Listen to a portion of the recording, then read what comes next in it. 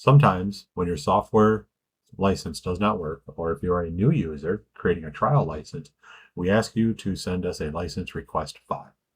This is done the same way whether you're doing a hardware lock or if you have a hardware lock or if you have a dongle. So we'll start here, click down here, go to the CM container and click on it. And then if you have a dongle, you'll have a number here that starts with either a 2 or a 3. If it's a hardware license, it might be a 128. If this is your initial setup through the hardware license, there's separate instructions for that. But to do a license update, we'll just click on the button here to license update. And we'll just follow the directions here. So we'll just hit next. We're going to create a license request.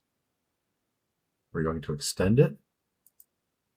Make sure we're picking the Camtech GmbH.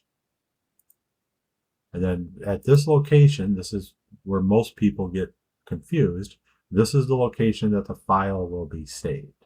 So we can hit commit. File has been created. We hit finish. We browse to that location. So that was on the C drive. It's going to default be the user's drive and then the name of the computer that the user is on. And then this is the file that you would then email to our support staff.